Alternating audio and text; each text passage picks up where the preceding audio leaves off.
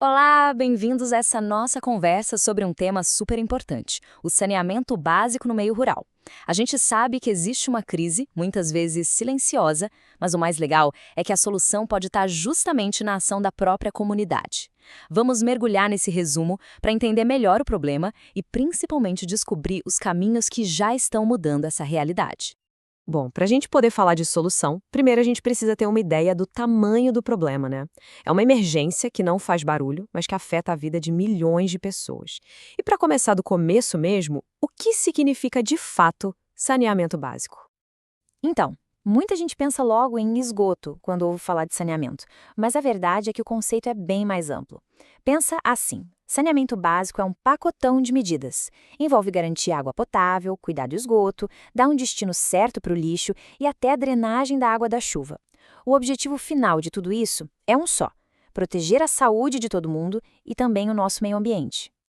E a falta desse sistema todo tem um custo humano que é devastador. Esse número aqui é um soco no estômago. 84% das mortes por diarreia, que é uma doença diretamente ligada à falta de saneamento, são de crianças. É uma das principais causas de morte infantil no mundo. É uma urgência que a gente simplesmente não pode ignorar. E olha só que interessante. Isso nos leva a uma conclusão que é chave. Investir em saneamento não é um gasto, é um dos melhores investimentos que existem. A conta é clara. Para cada R$ 1 que se investe, a economia em saúde é de R$ 4. Por quê? Porque prevenir doenças é muito mais barato e eficiente do que tratar. É uma decisão inteligente tanto do ponto de vista econômico quanto social. Beleza, agora que a gente já entendeu a dimensão da crise, vamos focar no campo. Porque é lá que os desafios são bem específicos, sabe? As distâncias são maiores, as casas mais espalhadas, as soluções que funcionam na cidade simplesmente não servem. E aí surge uma pergunta bem delicada. Será que o maior obstáculo são os hábitos, os costumes, a cultura? A forma como as pessoas lidam com o lixo e o esgoto há gerações pode ser a principal barreira para a mudança?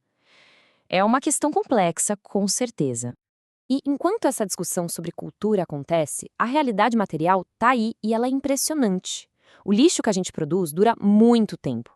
Uma fralda descartável, por exemplo, fica 450 anos na natureza. Uma linha de pesca, 650 anos. E uma garrafa de vidro, 4.000 anos. Isso vai muito além de um simples hábito, né? É um problema ambiental que vai durar por muitas e muitas gerações. Para deixar o problema ainda mais concreto, vamos pensar um pouco. Qual é a prática que mais causa a contaminação da água por coliformes fecais, aquelas bactérias perigosas que vêm dos dejetos de pessoas e de animais? De onde elas vêm? A resposta é direta: a falta de saneamento básico. É ela que leva ao lançamento de dejetos direto no solo, muitas vezes perto de rios e poços. Isso cria uma ponte perigosíssima entre a falta de infraestrutura e as doenças que batem na porta das famílias. Mas chega de falar só de problema. O mais importante é que, mesmo com tantos desafios, existem soluções muito boas e acessíveis. Agora a gente vai explorar como as comunidades podem garantir água segura e de um jeito sustentável. E a primeira grande mudança é na nossa cabeça, na mentalidade. A chave não é combater a seca. Isso é como lutar uma guerra perdida contra a natureza. A estratégia inteligente é conviver com o semiárido, ou seja, usar a criatividade e a tecnologia para se adaptar ao clima da região. E essas estratégias de convivência são bem práticas. Vão desde a famosa captação de água da chuva em cisternas, que é uma tecnologia social incrível, até o reuso daquela água cinza, que é a água da pia, do chuveiro, para irrigar a plantação. A isso a gente soma sistemas de irrigação mais eficientes, como o gotejamento, e até a dessalinização em pequena escala. Mas não adianta só captar a água, né? É fundamental proteger a fonte de onde ela vem. E para isso existem algumas regras de ouro. Por exemplo, um poço tem que ficar a, no mínimo, 15 metros de distância de fossas e a 45 metros de chiqueiros ou lixões. São medidas simples, mas que funcionam como um escudo, protegendo a saúde de toda a comunidade. Ok, então a gente já tem a tecnologia e já sabe como proteger a fonte. Mas para tudo isso funcionar a longo prazo, precisa de gestão. Como é que a comunidade se organiza? Quem cuida do quê? Chegou a hora de entender como um sistema de abastecimento de água funciona na prática. Uma boa gestão, a gente pode dizer que se apoia em 3 pilares. O primeiro é o administrativo. Tem que ter um plano para arrecadar dinheiro, para pagar a conta de luz da bomba, o salário de quem opera o sistema, comprar material para conserto. Sem essa base financeira, o sistema simplesmente para.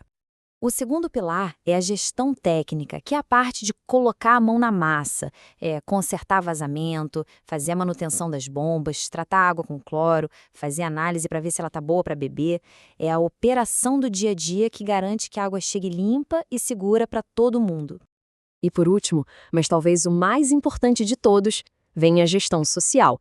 Porque, pensa bem, não adianta nada ter um sistema perfeito se a comunidade não abraçar a ideia, né? Isso envolve educar sobre o uso consciente da água e garantir que todo mundo participe das decisões. É isso que faz com que a infraestrutura seja, de fato, um bem de toda a comunidade. E essa parte da gestão financeira sempre traz um debate bem quente: cobrar ou não pela água. De um lado, tem quem defenda que a água é um direito humano e que cobrar pode excluir quem tem menos dinheiro. Do outro, tem um argumento de que uma taxa, mesmo que pequena, ajuda a financiar a manutenção e incentiva o uso consciente, com aquela ideia de que quem gasta mais, paga mais. Não tem uma resposta fácil para isso. Com esses pilares da gestão bem entendidos, o passo final é o mais poderoso de todos: transformar todo esse conhecimento em ação. É ver como a própria comunidade pode pegar essas ferramentas e liderar a mudança de dentro para fora. E um plano de ação comunitário tem passos bem práticos. Tudo começa com sensibilização, com educação, com conversa. Depois, avança para um mapeamento participativo, onde a própria comunidade aponta onde estão os problemas. E tudo isso culmina na promoção das tecnologias sustentáveis, como as cisternas e o reuso. É quase um roteiro para a transformação. E para fechar este nosso resumo, fica a pergunta que tem que guiar todas as nossas ações daqui para frente. O que nós podemos fazer para promover uma distribuição mais justa de água na comunidade rural? Não existe uma resposta única, uma fórmula mágica. O que existe é um convite à ação coletiva. Afinal, a solução começa exatamente aí, no conhecimento que a gente compartilha e na força da união de todo mundo.